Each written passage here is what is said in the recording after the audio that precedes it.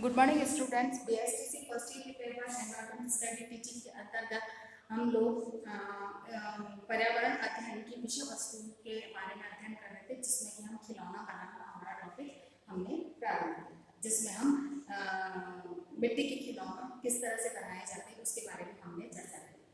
आज हम बात करेंगे कपड़े के खिलौने कैसे बनाए जाते हैं, क्योंकि कपड़े के जो खिलौने हैं एक तरह से देखा जाए सुरक्षा के दृष्टिकोण से बहुत अच्छे होते हैं, क्योंकि उसे बालक को लगने या किसी प्रकार की कोई समस्या नहीं होती है। वे टूटते नहीं हैं, फटाफट से जाते हैं लेकिन वो टूटते नहीं।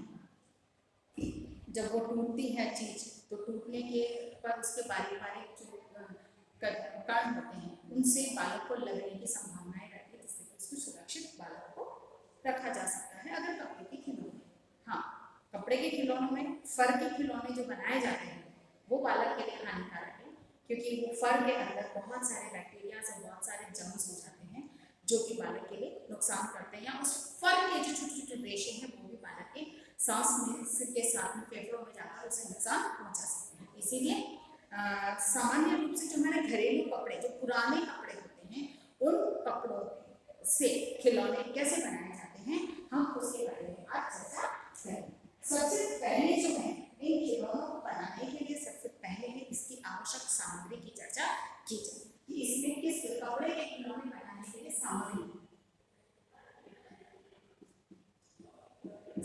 क्या क्या हो सकती है ना। मतलब कि इसमें तो सामग्री में पहला तो हमने उपकरण। अब उपकरण के दृष्टिकोण से निश्चित हम कपड़े से काम कर रहे हैं तो उसमें कैंची, सुई,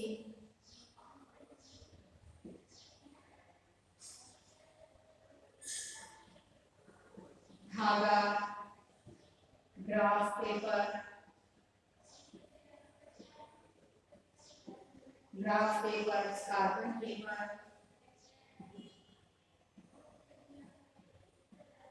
कार्बन पेपर है ना, ब्रश, रंग, पेंसिल, ट्रेसिंग पेपर,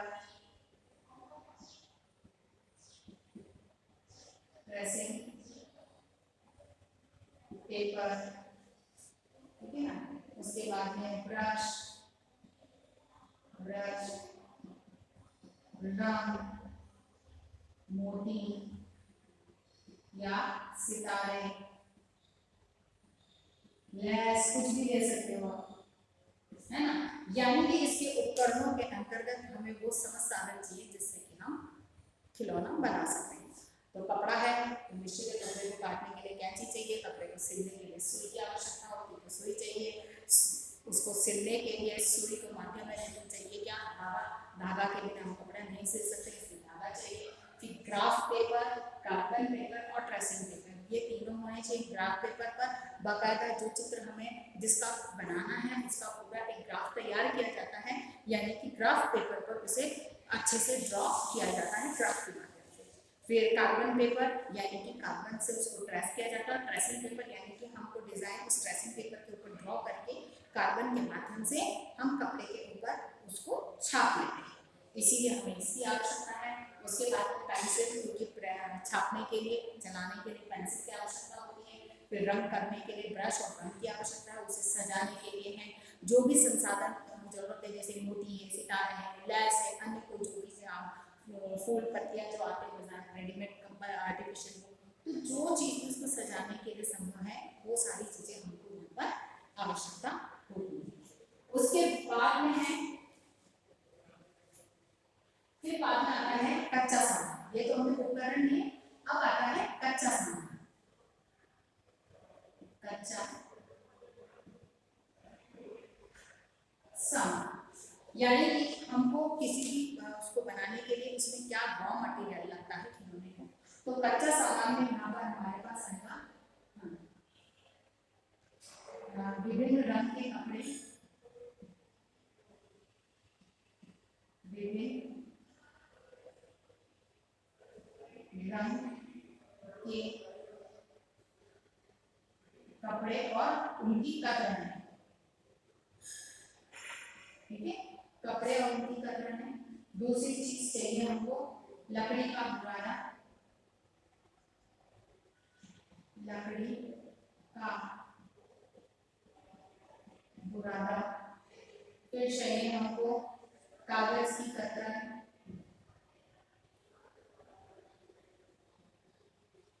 कागज कतरन।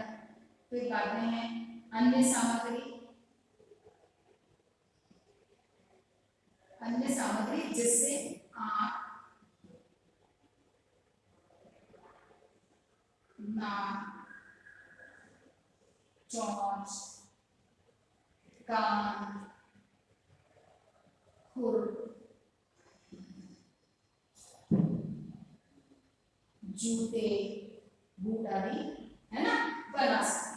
फिर चाहिए हमको चित्र जिसका हमें बनाना है, और अंतिम चीज चाहिए तार। ठीक है ना। अब हम इसके जो अन्य कच्चे सामान की जहाँ तक बात आती है कि हमको पूरी सामग्री, ये तो उपकरण थे जिनकी सहायता से वो चीज बनाई जा सकती है, लेकिन क्या बनाना है उसके लिए कच्चा सामान भी तो चाहिए। तो उसमें विभिन्न प्रकार के रंग के कपड़े, अलग अलग रंग के कपड़े और उन कपड़ों की कतरन, दोनों चीज चाहिए। पूरा सलन कपड़ा भी चाहिए और उसकी कतरनें भी चाहिए होती है, छोटे छोटे बारीक कतरे जो कपड़े होते हैं उनकी कतरन। और फिर लकड़ी का बुरादा, क्योंकि जब हम जो भी शेप का आकार देते हैं तो उसमें भरने के लिए या तो रुई या लकड़ी का बुरादा, यहाँ पर हम रुई भी ऐड कर सकते हैं, लकड़ी का बुरादा का रुई, क्योंकि हम रुई भी डालकर उसको बना सकते हैं। फिर बाद में है या तो तीन चीजें यहाँ पर हैं, लकड़ी का बुरादा, रुई या फिर कागज की कतरन, हम उनको भी उसके अंदर आसानी से भर सकते हैं। यानी कि हमें कतरनें क्यों चाहिए, क्योंकि उनको हर जैसे छोटे सी आकृति के अंदर भी दबा कर भरना आसान होता है। हम पूरा कपड़ा अगर लेकर या पूरा कागज लेकर भरना चाहेंगे तो वो नहीं भरा जाएगा। छोटी छोटी जो टुकड़े हैं उनको जैसे उंगलियों के छोटे छोटे पोर में भरना है तो वो आसानी से भरी जा सकती है। इसीलिए कपड़े की कतरन, लकड़ी का बुरादा, रुई और कागज की कतरन का उपयोग किया जाए। फिर बाद में है अन्य सामग्री, वो सामग्री जिससे कि उस खिलौने की आंख, नाक, चोंच, सींग, खुर, कान आदि जो हम है, जूते आदि जो कुछ भी हम आसानी से बना सकते हैं, हम उन सामग्री का हमें, जैसे बटन है तो बटन से आंख बना सकते हैं, ऐसा लंबा मोती है तो पत्ती के शेप का मोती है या पत्ती के शेप का तारा है तो उससे हम नाक बना सकते हैं। तो ऐसी बहुत सारी चीजें होती हैं जिनका हम उपयोग करके और इनके आंख, नाक, चोंच आदि को बना सकते हैं। फिर चित्र की आवश्यकता है, यानी जिस चित्र को देखकर हमें वो बनाना है मॉडल या खिलौना, वह चित्र हमारे सामने होना चाहिए, क्योंकि सही आकृति तभी हम उसकी निर्मित कर सकते हैं। अगर चित्र हमारे सामने नहीं है तो हम ग्राफ पर उसके अकॉर्डिंग ड्रॉ नहीं कर सकते, उसके अकॉर्डिंग उसको सही आकार में काट नहीं सकते। इसीलिए अनिवार्य है कि चित्र का होना अनिवार्य, और तार, क्योंकि जैसे जहां पर बिल्कुल सीधा रखने की आवश्यकता है तो वहां पर तार हम अंदर डालते हैं। कई बार होता है कि हम तार के ऊपर ही कपड़े को लपेट कर उसको सही आकार प्रदान, जैसे हमको गुड़िया बनानी है तो निश्चित है कि हम गुड़िया के ढांचे का बनाने के लिए हम निश्चित है कि उस तार को 4-5 तार लेंगे। जैसे हमने एक सीधा तार लिया जो कि उसका धड़ का निर्माण करेगा, हमने एक तार ऐसे लिया जो हाथों का निर्माण करेगा, और 2 तार ऐसे लिए जो पैरों का निर्माण करेंगे, और चारों प्रकार के तारों को आपस में इस तरह से बांध देते हैं जिससे कि वह ढांचा तैयार हो। अब उसी के ऊपर कपड़ा लपेट के हम गुड़िया को तैयार कर सकते हैं। इसीलिए ऐसी कोई आकृति का निर्माण करना है तो हम तार का उपयोग करते हैं। अब यहाँ सबसे बड़ी बात आती है कि जब हम लकड़ी के खिलौनों की बात करते हैं तो लकड़ी का खिलौना अगर आम दिमाग में उसमें बात करते हैं तो हमें पता है कि यह काफी लाभदायक होता है, लेकिन चूंकि आपके विषय वस्तु के अनुसार इसे समझना अनिवार्य है तो हम उससे संबंधित चर्चा करेंगे कि इसके लाभ क्या हैं। विषय वस्तु में है तो इस चीज को समझना हमारे लिए अनिवार्य होता है कि लकड़ी के कपड़े के जो हैं खिलौने उनसे बहुत लाभ है। सबसे पहले तो बालकों के लिए सुरक्षा, सबसे पहला नंबर आता है सुरक्षा, क्योंकि इससे बालक को लगने और किसी भी प्रकार की हानि होने की संभावना नहीं है, क्योंकि पुराना कपड़ा होता है हमारा जो घर का, उसमें किसी प्रकार के रेशे आदि नहीं होते हैं। जैसे फर वाले होते हैं तो उसमें फर का जो रेशा है वो नाक में जा सकता है, लेकिन जब हम घर के पुराने कपड़ों से इस चीज को बनाते हैं खिलौनों को, तो उसमें इस तरह की किसी प्रकार की नुकसान बालक को नहीं होता है। दूसरा है, पहला तो ये। दूसरा चीज, जब बालक खुद इसका निर्माण करता है, सुई, धागा, कैंची चलाना सीखता है, चलाना व उपयोग करना सीखता है,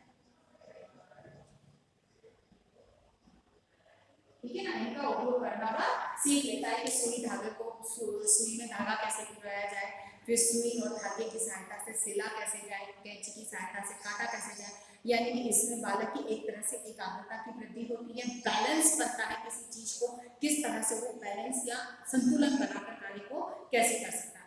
तो इसके प्रशिक्षण में ये बहुत काम करते हैं। दूसरी बात है, पुराने कपड़ों का उपयोग होता है, आम बात है, पुराने कपड़ों का उपयोग हो जाता है, क्योंकि वो व्यर्थ फैलने में जाता है, इससे उनको वहां पर हम उपयोग कर सकते हैं। आर्थिक लाभ, आर्थिक लाभ है ना, फिर नया खिलौना, नया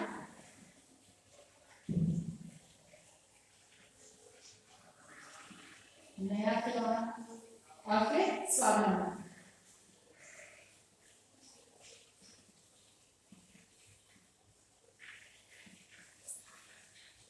स्वावलंबन की भावना।